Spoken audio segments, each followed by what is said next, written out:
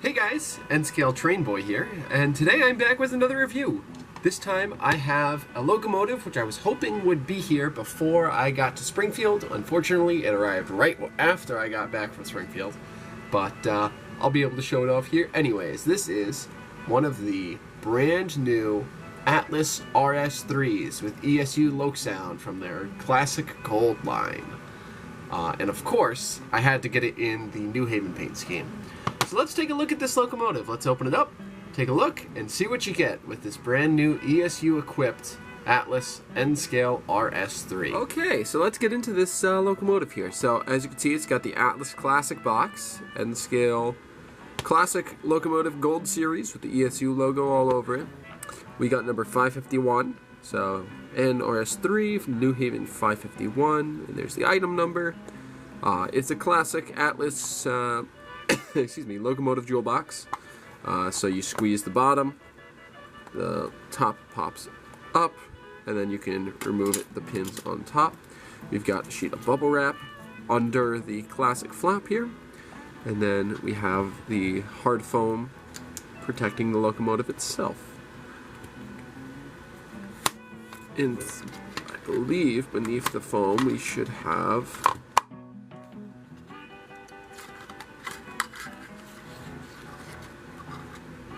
all your documentation. So let's take that out and take a look here before we get into the locomotive. So you've got quick start guide for ESU Loksound V5 decoders. So I think that's gonna have all your basics for running on DC or DCC.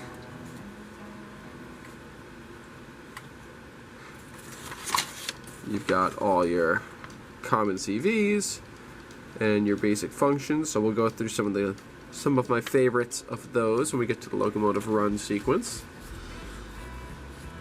You've got your info for your limited warranty and your exploded parts diagram. Fairly standard stuff for a ESU equipped Atlas locomotive. So we're gonna slap that back in there. Place the foam.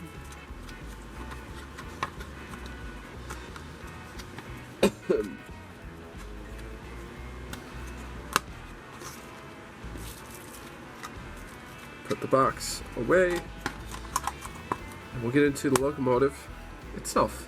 Alright, so when you take the locomotive out of the box, you've got your foam inserts protecting the handrails. So let's go ahead and grab those out with some tweezers.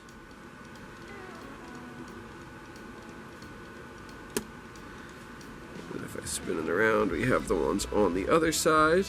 We'll give you a quick overview of everything there as we spin.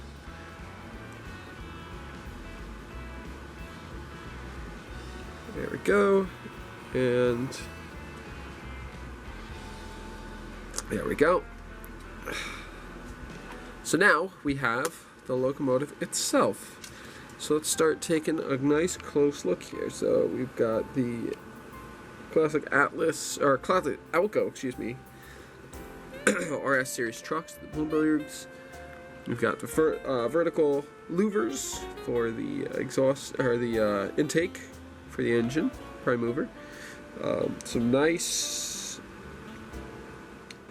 there we go. Those nice 551 and the number boards crisply printed.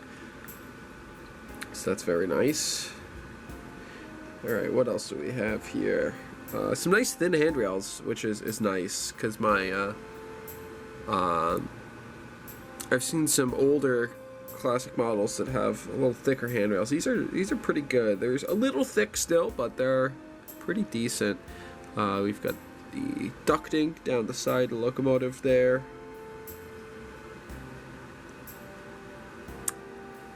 To the cab, you see the NH block letters nicely printed there.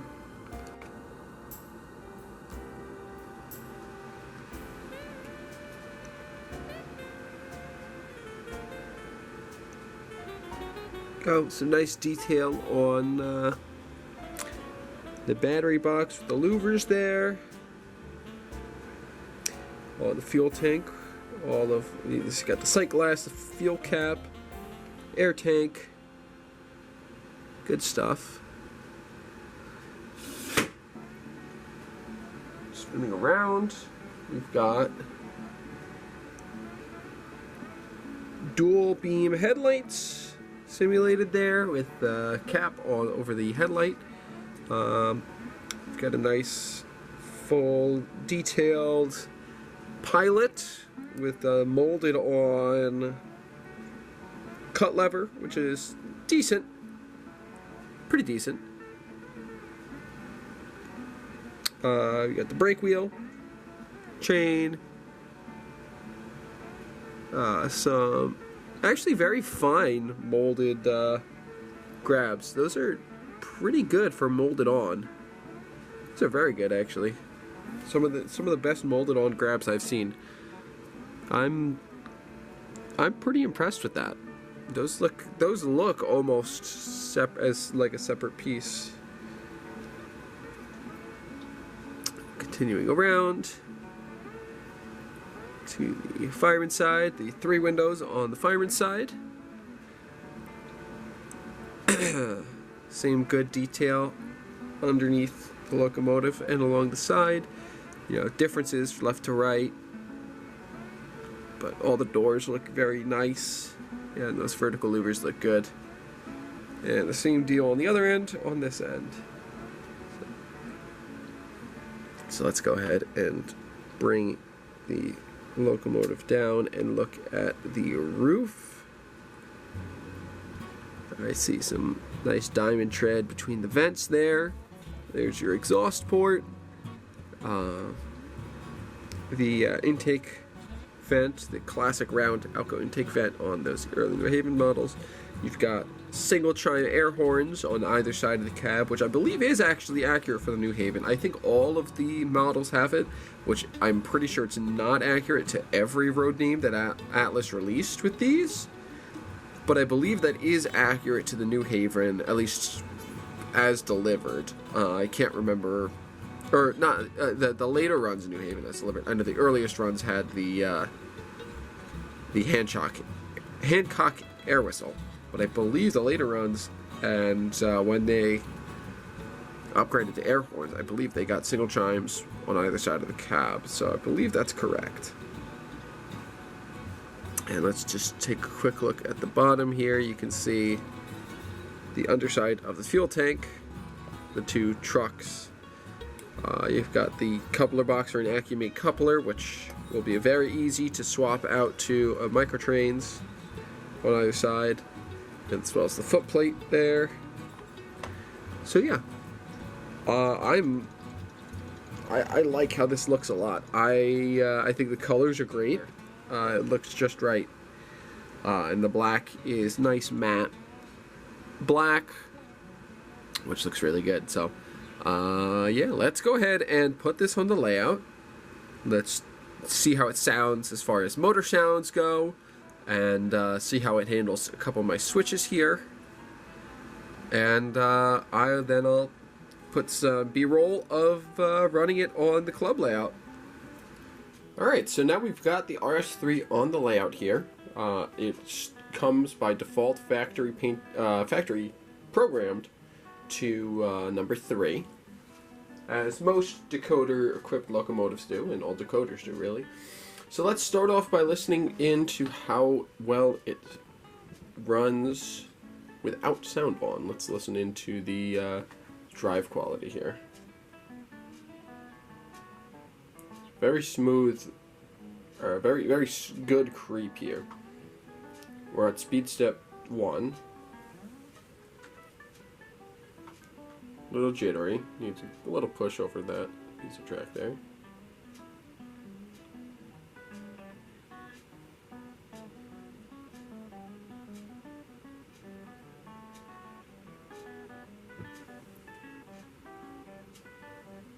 Pretty much smoothed itself out now by 5.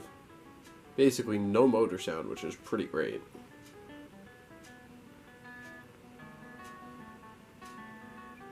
Up to speed step 15 now.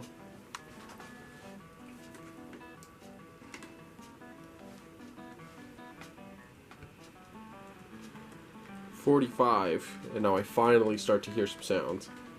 So let's bring it back down. Some good momentum built in. Let's bring it back this way at speed step 15.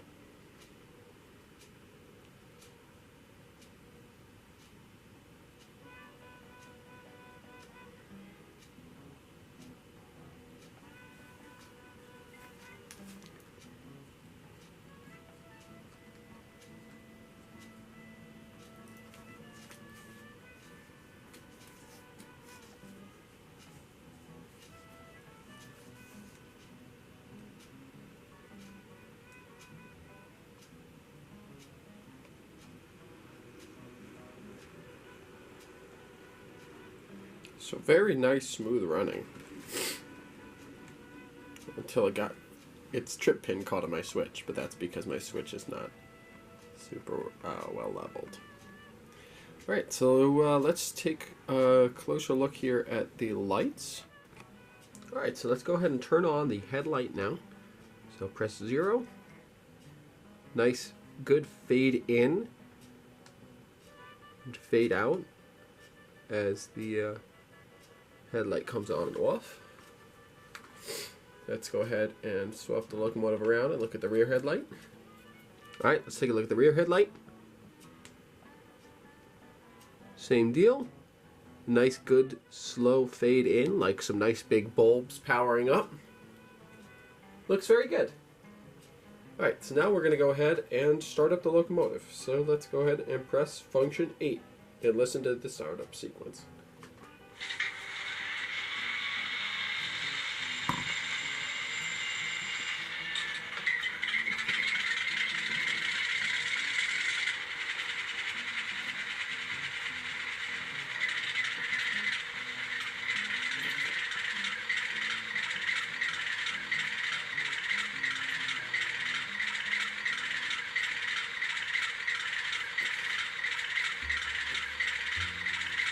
Alright, and there we go. Relatively quick startup sequence, which is rather nice, but sounds really great. Sounds just like an Alco. It's got some really good volume to the sound. It's like most N-scale decoders with sound and the speakers, it loses some of the low end and is a little heavy on the high end of the frequency spectrum, but it sounds great. Okay, let's go ahead and test out some of these sounds. So the horn.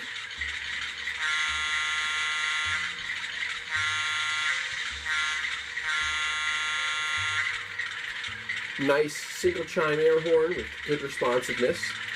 Very nice. The bell.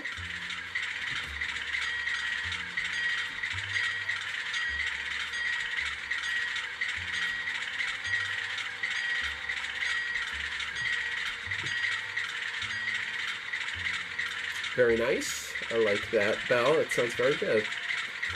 Alright, now let me grab this paper over here and let's take a look at some of the other nice sound features. Alright, so let's start off with some movement sounds. See the prime movers moving.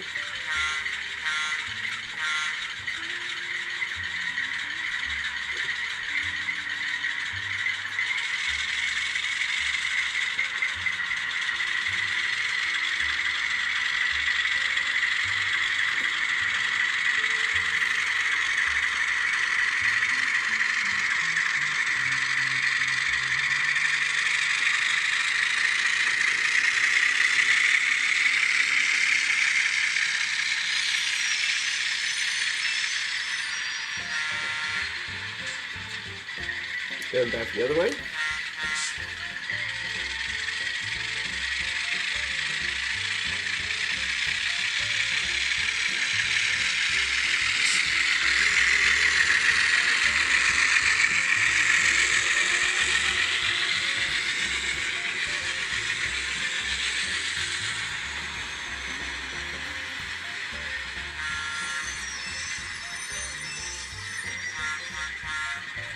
Got a little stuck on something over the tracks there.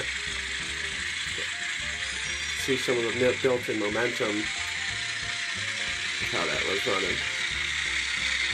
Pull it up nice and close to the camera again.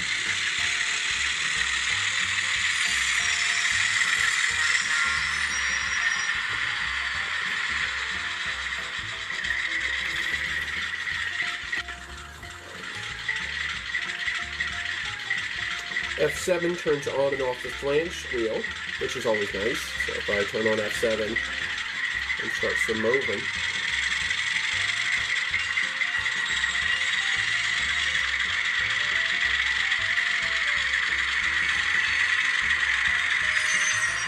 Get a little bit of flange feel there.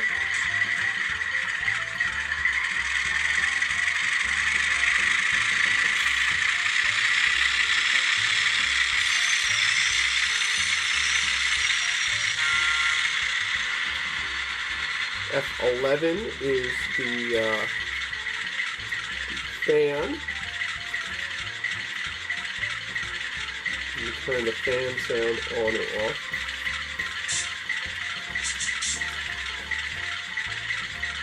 F12 is the dimmer. So you can dim the headlight. F14 says it's the handbrake. Let's see if it actually functions or a handbrake or just the sound.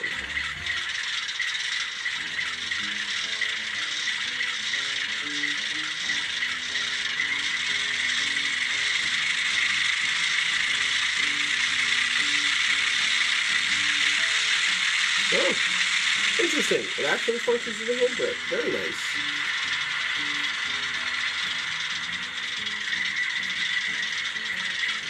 So go ahead and turn that off.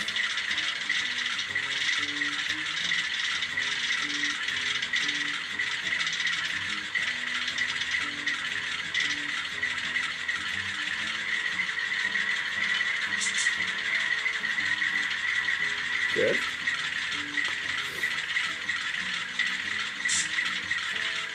Let's see, we've got F18 is the sand valve. You can hear the sand coming out.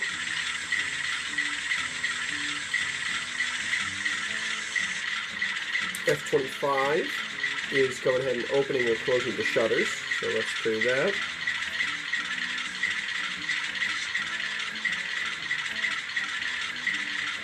Very slight sound there. F22 and 23 are the cab and engine compartment doors. So let's open the cab.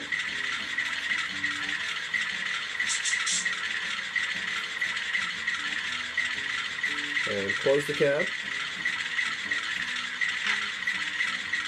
And open the engine hood doors. And close them. And also in there you have things like your manual notching up, or manual notching down, or coasting, or running 8. You've got air dryer on shutdown. You've got all sorts of neat functions that you can go ahead and activate. But I won't bother going through them all because there's just no need to. So let's go ahead and test how this thing runs through some of my switches. And keep in mind, my switches are not great track work, so this is a pretty good test of how it will do given subpar track work.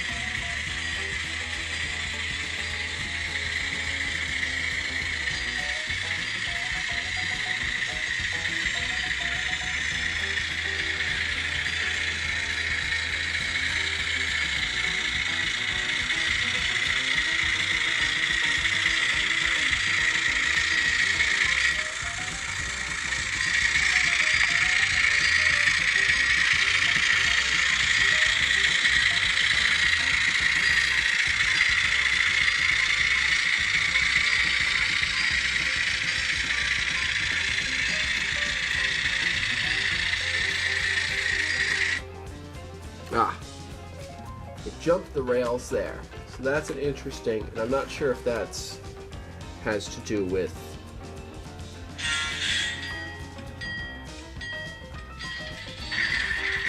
I don't know if that has to do with this turnout, because it's run fine over all the other turnouts. So it might have something to do with this turnout in particular.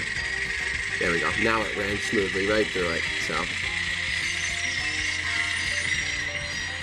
that seems to be an issue with the turnout rather than with the locomotive. So now let's run it back through onto the runaround.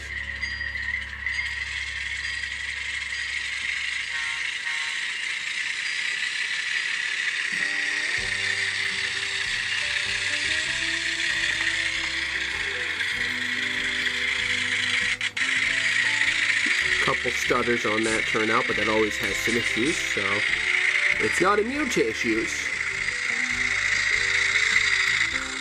However, it has run admirably on this layout.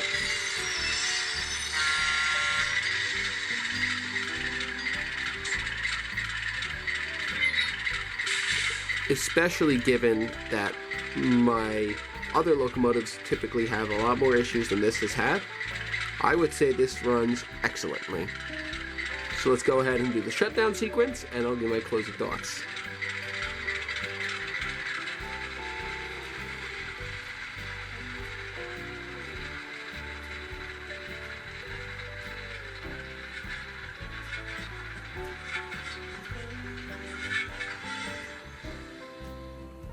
Overall, I would say this is an excellent locomotive to pick up. It may not be the most detailed, it's not at the same level as a company like Scale Trains, but at the price it's at, I picked this up for just over $160. And even if you pick it up at MSRP, that's only around $220, $230, I believe, with sound. So I would say that for the value, for the price that you can get it at, the value is excellent. It is a very smooth, very slow runner. It has some really great ESU sound in it, with the speaker producing better sound than I've heard in most N-scale locomotives. And it's got good enough detail that it can get you there. So I can't wait to weather this and have it really running on the layout. So I'll go ahead and leave you all with some run-bys of the train on various layouts, pulling some freight trains and a passenger train. So I hope you enjoy. But yeah, thanks so much for watching. I hope you enjoy, and thanks Atlas for producing an excellent model of New Haven RS-3. I don't know. I moved these, but I'm not really sure. So, here's the train list for the Portland Reach guy, there's a train list for the Riverside guy, and then there's the train list for the Swift guy. There's also cards for every single train that can be used or not used. Okay. But, yeah, and basically it's a collaborative switching puzzle with 3 people and a lot of stuff going on.